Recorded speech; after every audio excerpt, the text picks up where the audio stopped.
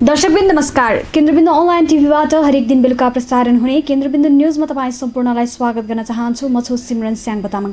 केन्द्रबिन्दु न्यूजमा हामी दिनभरिका टप 5 खोजमूलक तथा महत्त्वपूर्ण समाचारहरू तपाईँ समक्ष प्रस्तुत गर्ने गर्छौँ। सुरु गरौँ आजको केन्द्रबिन्दु एक्सप्रेस।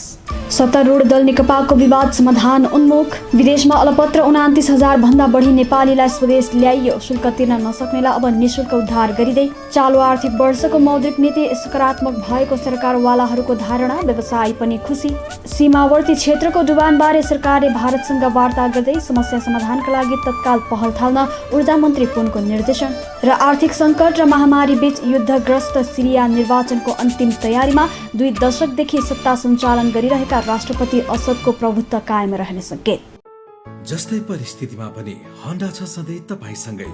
त्यसैले अब होन्डा हुनेछ तपाईसँग मात्र 1 रुपियाँको डाउन पेमेन्ट वा 1 रुपियाँको इएमआई वा 1% इन्ट्रेस्ट रेटमा।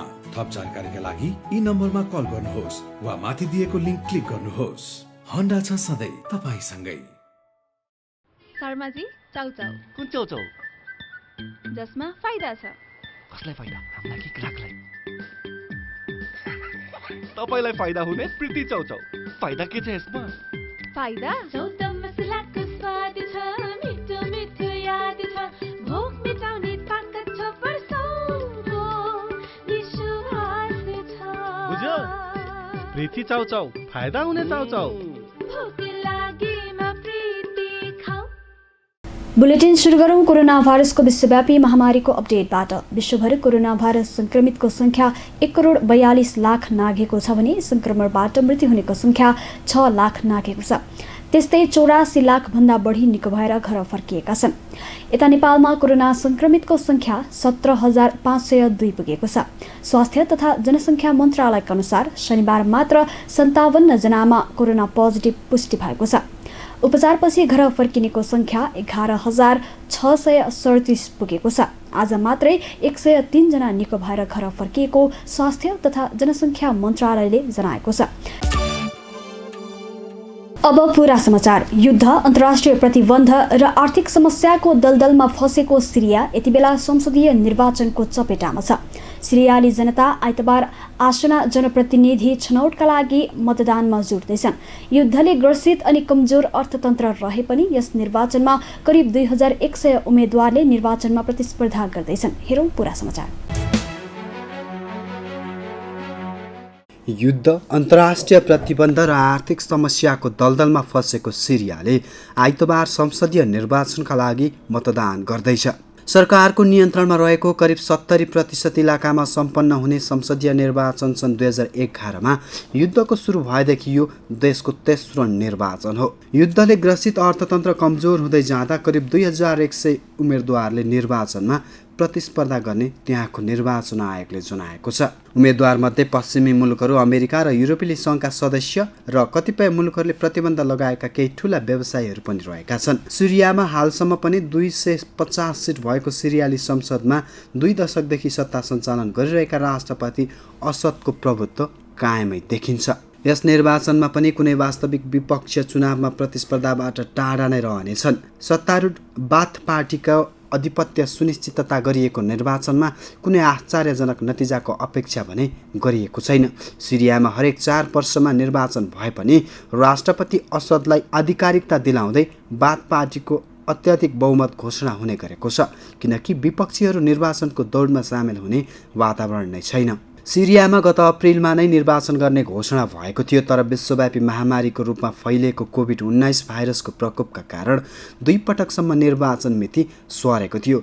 चुनाव भए पनि लाखौँ नागरिक मतदानबाट भने वञ्चित हुन सक्ने सिरियाली अल वटान अनलाइन पत्रिकाले उल्लेख गरेको छ। पत्रिकाका अनुसार सरकारको नियन्त्रण बाहिरका क्षेत्रबाट विस्थापित भएकाहरूले देशभर विशेष गरी उनीहरूको लागि स्थापना गरिएका मतदान केन्द्रहरूमा मतदान गर्न सक्ने निर्वाचन आयोगले बताएको छ। सिरियाको झन्डै आधा जनसङ्ख्या आन्तरिक वा बाह्य शरणार्थीका रूपमा विस्थापित बनेका छन्। पछिल्ला केही वर्षमा सिरियामा विदेशी सैनिक इस्लामिक सङ्गठनका लडाकु तथा जहादी समूहहरूबीच जटिल युद्ध चल्दै आएको छ। संयुक्त राष्ट्र सङ्घका मध्यस्थतामा शान्ति सम्झौताका लागि प्रयास भए पनि बिना उपलब्धि रोकिएका छन्। सरकारको बलियो सहयोगी रुस र विद्रोही समर्थक टर्कीको नेतृत्वमा रहेको समानान्तर द्वन्द्व हालका वर्षहरूमा पनि निरन्तर रहँदै आएको छ। सन् 2021 को राष्ट्रपति निर्वाचन नजिक आइपुग्दासम्म युद्ध रोक्नको लागि कुनै राजनीतिक समाधान भने भेटिएको छैन। यद्यपि विश्लेषकहरूले नयाँ चुनावलाई सिरियाको राजनीतिक, आर्थिक तथा द्वन्द्वात्मक अवस्थामा केही सुधारोन्मुख हुने अपेक्षा भने कायमै गरेका छन्। नेपालमा मनसुन सुरु भएको 30 दिनमा मनसुनजन्य विपदका घटनाबाट 110 जनाको मृत्यु भएको छ। अझै 32 जना बेपत्ता रहेका छन् भने 132 जना घाइते छन्। विपदबाट 418 परिवार प्रत्यक्ष प्रभावित भएका छन्। पहिरोका कारण मात्रै 81 जनाको मृत्यु भएको छ। देशका विभिन्न 33 जिल्लामा विपदबाट मानवीय क्षति भएको छ भने 60 जिल्लामा विपदका घटना घटेका छन्। अझै 5 दिन भारी वर्षा हुने जल तथा मौसम पूर्वानुमान महाशाखाले जनाएको छ। डुबान लगायतका सम्भावित घटना न्यूनीकरणका लागि सरकारले भारतसँग वार्ता गर्ने भएको छ। हेरौँ पुरा समाचार। सरकारले सीमावर्ती क्षेत्रमा भारतद्वारा निर्मित बाँधका कारण नेपाली भूमि डुबानमा परेको विषयमा द्विपक्षीय वार्ता गर्ने भएको छ। नदी तथा खोलाको प्राकृतिक बहाव नै रोकिने गरी सीमावर्ती क्षेत्रमा सडक तथा अन्य संरचना खडा गरिएका कारण वर्षाको समयमा ठूलो क्षति हुने गरेको छ। त्यस्तै पानीको प्राकृतिक बहाव रोकिने गरी निर्माण भएका संरचनाले पनि सीमावर्ती क्षेत्रमा समस्या पर्दै आएको छ। ऊर्जा, जलस्रोत तथा सिँचाइ मन्त्रालयका अनुसार मानव निर्मित संरचनाका कारण सीमावर्ती क्षेत्रमा परेको समस्या समाधानका लागि पहल थालिएको छ। सोही पहल अनुसार नै भारतसँग वार्ता गर्न लागि हो। ऊर्जा मन्त्री वर्षमान पुनले मन्त्रालयका उच्च अधिकारीलाई समस्या समाधानका लागि तत्काल पहल थाल्न निर्देशन दिएका हुन्। मन्त्री पुनले सीमा क्षेत्रमा बाढी तथा डुबान समस्या समाधानका लागि बाढी तथा डुबान व्यवस्थापन सम्बन्धी नेपाल भारत संयुक्त समिति JCIFM को बैठक तत्काल आयोजना गर्न भारतीय पक्षसँग वार्ता गर्न निर्देशन दिएको सचिवालयले जनाएको छ। दुवै देशका सहसचिव स्तरीय उक्त समितिको नेतृत्व नेपालका तर्फबाट सिँचाइ विभागका महानिर्देशक मधुकर प्रसाद राजभण्डारीले गर्नेछन्। उनले मनसुनको समयमा बाढी पहिरोको उच्च जोखिम हुने भएकाले पूर्वानुमानका साथै सम्भावित विपद न्यूनीकरणका लागि तयारी अवस्थामा रहन पनि निर्देशन दिएका छन्। उनले मन्त्रालयको राजनीतिक नेतृत्वका हिसाबले साधन स्रोतको कुनै कमी हुन नदिने स्पष्ट पार्दै आपतकालीन अवस्थामा मन्त्री परिषदबाट निर्णय गरेर भए पनि उद्धार तथा प्रकोप रोकथाममा लाग्न कर्मचारीलाई आग्रह गरे। बाढी पहिरोको अवस्थाबारे जिल्लास्थित मन्त्रालय अन्तर्गतका निकायबाट सुरक्षा सङ्कलनको व्यवस्था मिलाउन र नियमित रिपोर्टिङ गर्न पनि उनको निर्देशन रहेको छ। सिँचाइ मन्त्रालयका सचिव रविन्द्र श्रेष्ठले भारतीय पक्षसँग अनौपचारिक तहमा भने समस्या समाधानबारे कुराकानी भइरहेको जानकारी दिए। कोरोनाबाट प्रभावित उद्योग, व्यवसाय, पर्यटन, यातायात, कृषि लगायतका विभिन्न क्षेत्रलाई राहत दिने हेतुले राष्ट्र बैंकले शुक्रबार मौद्रिक नीति सार्वजनिक गर्यो। मौद्रिक नीतिमा कोभिड-19 का कारण थलिएको उद्योग व्यवसायका लागि ऋण तिर्ने समय थपका साथै अतिरिक्त ऋण उपलब्ध गराउने पनि उल्लेख थियो। त्यस्तै मौद्रिक नीतिले स्वैच्छिक मर्जरलाई अगाडि बढाउने भएको छ। मौद्रिक नीतिमा समेटिएका विषयहरूमाथि सरकारवाला निकायहरूको धारणा के छ त? उनीहरूको माग के कति समेटिए त? हेरौँ यसै विषयमा तयार पारिएको यो रिपोर्ट। नेपाल राष्ट्र बैंकले आर्थिक वर्ष 2077-78 को मौद्रिक नीति सार्वजनिक गरेको छ। राष्ट्र बैंकका गभर्नर महाप्रसाद अधिकारीले 7% आर्थिक वृद्धि दर लक्ष्य प्राप्तिमा सहयोग पुग्ने गरी मौद्रिक नीति सार्वजनिक गरेको बताएका छन्। शुक्रबार मौद्रिक नीति सार्वजनिक गर्दै गभर्नर अधिकारीले बजेटले निर्धारण गरेको 7% को आर्थिक वृद्धि हासिल गर्न वित्तीय उपकरणलाई परिचालन गर्ने गरी मौद्रिक नीति तर्जुमा गरेको बताएका हुन्। त्यस्तै मौद्रिक नीतिले मूल्य वृद्धि 7% भित्र कायम राख्ने लक्ष्य राखेको छ। गभर्नर अधिकारीले कोभिड-19 का कारण थलिएको अर्थतन्त्रलाई जोगाउने प्रयास मौद्रिक नीति मार्फत गरिएको बताएका छन्। कोभिड प्रभावित क्षेत्रमा ऋणको पुनर्तालिकीकरण गर्ने राहत प्याकेजहरू मौद्रिक नीति मार्फत ल्याइएको छ। कोरोनाको असर रहेसम्म बैंकहरूले ऋणीहरूलाई कुनै पनि जरिमाना लिन नपाउने गरी मौद्रिक नीति आएको छ। मौद्रिक नीति मार्फत कृषि क्षेत्रमा लगानी गर्नै पर्ने बाध्यकारी व्यवस्थालाई कडाई गरेको छ। बैंकहरूले कुल कर्जाको 15% लगानी कृषि क्षेत्रमा गर्नुपर्नेछ। यसअघि 10% कर्जा लगानी गर्नुपर्ने व्यवस्था थियो। वाणिज्य ब्याङ्कहरूले 2081 असार मसान्तसम्म आफ्नो कुल कर्जा लगानीको न्यूनतम 10% ऊर्जा क्षेत्रमा लगानी गर्नुपर्ने व्यवस्था गरिएको छ। त्यस्तै कोभिड-19 सङ्कटबाट अति प्रभावित हवाई उड्डयन यातायात व्यवसाय होटल रेस्टुरेन्ट लगायतका पर्यटन क्षेत्रका उद्यम व्यवसाय पुनरुत्थानका लागि चालु पुँजी कर्जा सहुलियतपूर्ण कर्जा र पुनर्कर्जा प्रवाहमा मौद्रिक नीति मार्फत प्राथमिकता दिने नीति लिएको छ। त्यस्तै वाणिज्य ब्याङ्कहरूले 2081 असार मसान्तसम्म लघु साना एवं मझौला उद्यमका क्षेत्रमा 1 करोड रुपैयाँभन्दा कम रकमका कर्जाहरू आफ्नो कुल कर्जा लगानीको न्यूनतम 15% हुने गरी प्रवाह गर्नुपर्ने मौद्रिक नीतिले उल्लेख गरेको छ। त्यस्तै सहुलियतपूर्ण कर्जा अन्तर्गत ऋणीलाई 5% ब्याज दरमा वाणिज्य ब्याङ्कहरूले कम्तीमा 500 वा न्यूनतम प्रति शाखा 10 र राष्ट्रिय स्तरका विकास ब्याङ्कले कम्तीमा 300 वा न्यूनतम प्रति शाखा 5 मध्ये जुन बढी हुन्छ सोही आधारमा कर्जा प्रवाह गर्नुपर्नेछ। त्यस्तै घर जग्गा तथा रियल इस्टेट क्षेत्रमा काठमाडौँ उपत्यका भित्रका लागि 40% र अन्य स्थानको हकमा 50% को व्यवस्था यथावत रहेको छ।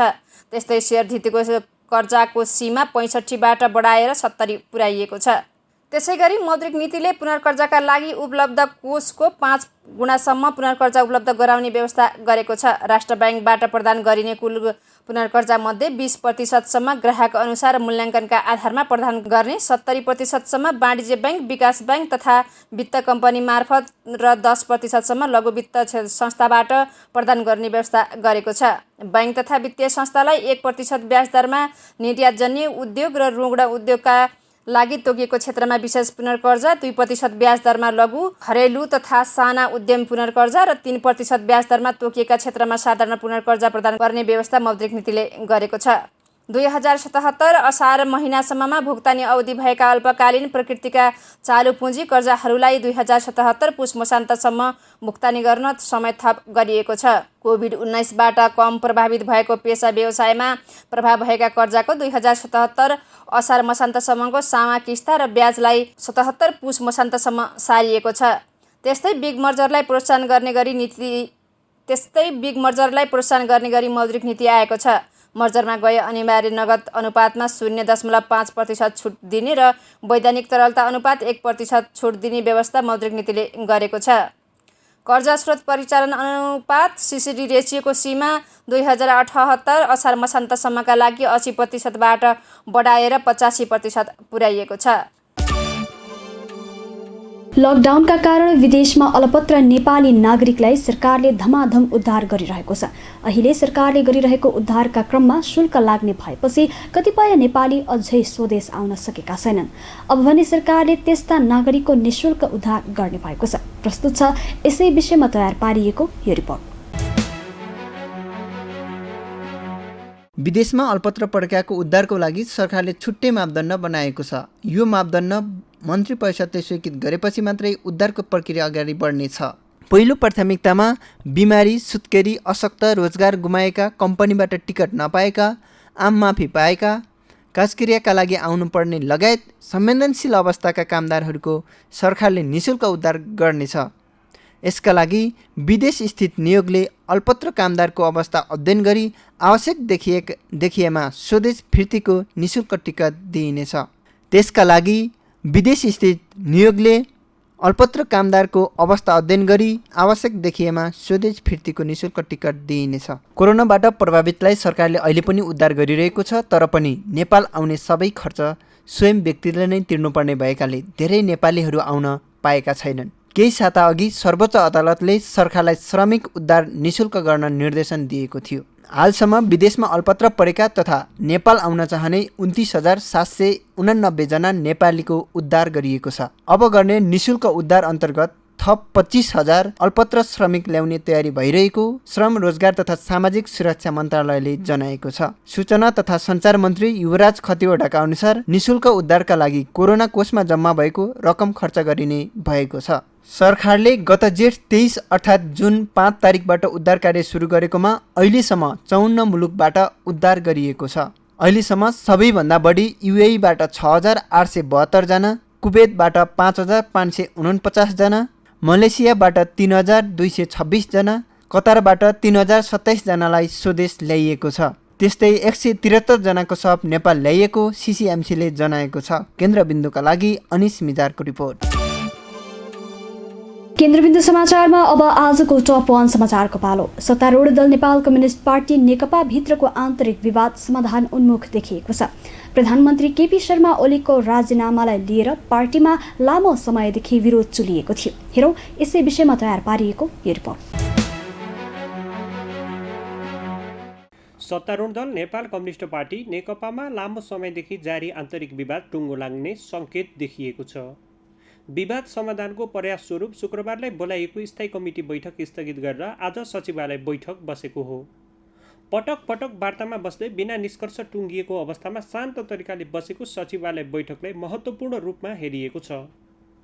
कतिपय नेकपाका नेताहरूले यस बैठकलाई पार्टीभित्रको विवाद समाधान गर्ने मुख्य कडीको रूपमा लिएका छन् भने कतिपय नेताहरूले आँधी आउनुभन्दा पहिले देखिने सन्नाटाको रूपमा पनि लिएका छन्।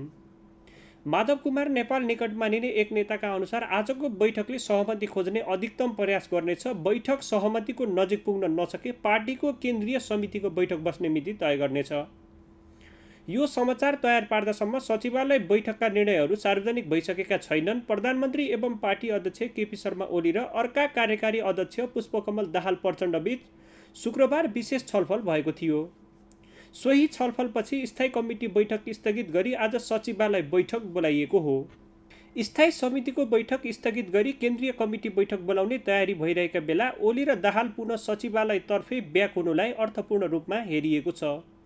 यसरी नेताहरू पुनः सचिवालय बैठकमै फर्किनुलाई कतिपयले आइस ब्रेकका रूपमा पनि लिएका छन्। आज बस्ने सचिवालय बैठकमा घनीभूत छलफल हुने र सोही निर्णयका आधारमा दुवै पक्ष अघि बढ्ने तयारी भइरहेको स्रोतले बताएको छ।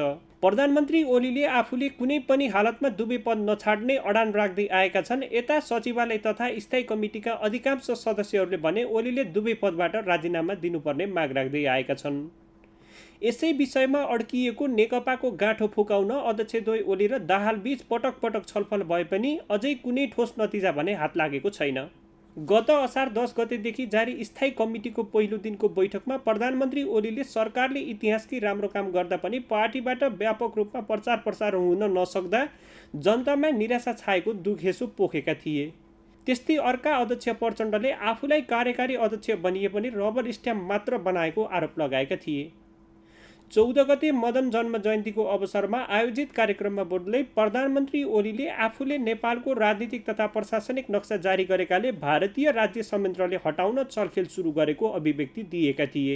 साथै उनले त्यसमा आफ्नै पार्टीबाट सहयोग रहेको आरोप समेत लगाएका थिए। उनको सो अभिव्यक्तिलाई लिएर असार 16 र 17 गते बसेको स्थायी कमिटीको बैठकमा पूर्व निर्धारित एजेन्डालाई ब्रेक गर्दै नयाँ एजेन्डामा ओलीको राजीनामा भित्रिएको थियो।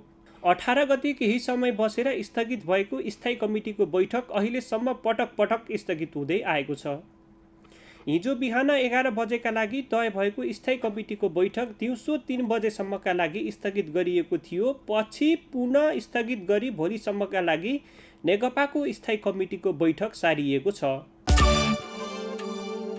यतिन्जेल केन्द्रबिन्दु न्युज हेरेर साथ दिनुभएकोमा तपाईँ सम्पूर्णलाई धेरै धेरै धन्यवाद। भोलि पुनः यही समयमा आउने बाचा गर्दै छुटिन चाहन्छौँ। नमस्ते।